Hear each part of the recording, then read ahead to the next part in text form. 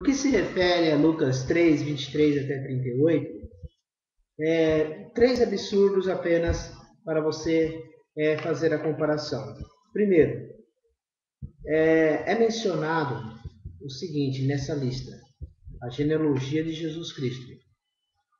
Não é a mesma que a lista de Mateus, capítulo 1. Esse é o primeiro absurdo.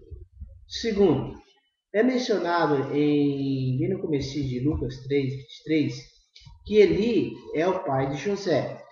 Tá? Jamais Eli foi ou é da tribo de Judá ou de Davi.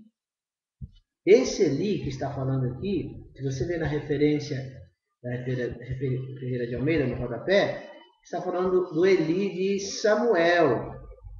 E Eli, ele era sacerdote, e seus filhos também eram sacerdotes. Então, está descartado aí a possibilidade de José ser da descendência de Judá ou da descendência de Davi. O que acontece? Acontece que os estudiosos cristãos, eles não sei como eles conseguem associar essa situação com o Antigo Testamento.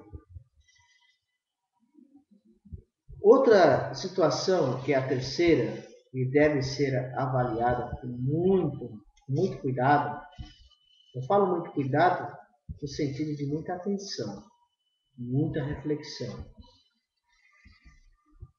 Eli é mencionado como pai de José.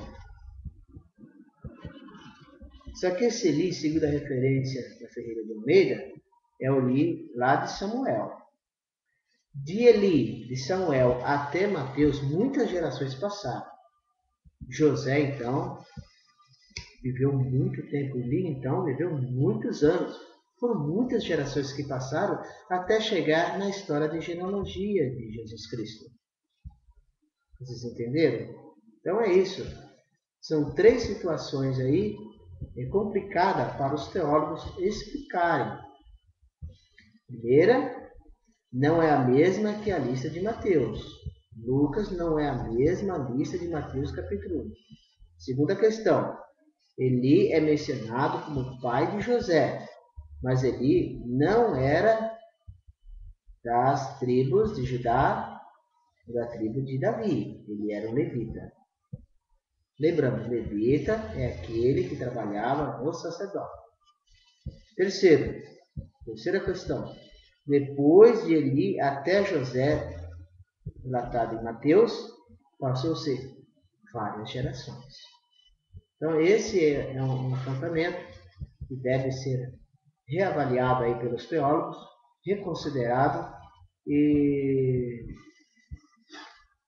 por favor, vamos ser fiel à história como ela é.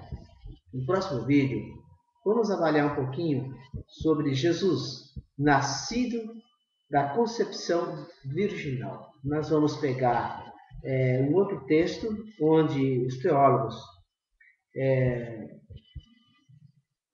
pega Mateus 1, 23 e tenta associar com Isaías capítulo 7, versículo 14, para justificar que Jesus nasceu de uma virgem. Então nós vamos avaliar esse texto e uma coisa muito interessante aí que eu quero chamar a atenção ainda, um detalhe importante que me veio à mente aqui, é o seguinte, perceba bem, os livros do Evangelho do Novo Testamento, ou da Nova Aliança, eles foram escritos depois que tudo aconteceu.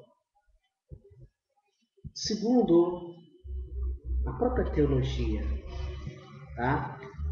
Jamais uma profecia pode acontecer primeiro para depois ser escrita. Ela tem que ser escrita primeiro para depois acontecer. É assim que Rachei faz. Ele avisa antes para depois acontecer. Mas você pode estar dizendo o seguinte, mas está escrito lá, profetizado lá nos livros dos profetas, que nasceria Jesus Cristo. Não, Jesus Cristo não. Nasceria alguém. Tá? E esse alguém, relatado na Torá, relatado nos livros dos profetas, nos livros históricos, não é a mesma pessoa contada no livro dos Evangelhos. Tá? Preste muita atenção nisso. Mas o livro do santuário, ou seja, o estudo do santuário, deixa claro que se trata de Jesus Cristo. Calma. Nós vamos chegar no estudo do santuário, no ritual do santuário, e veremos que não é bem assim. Tá?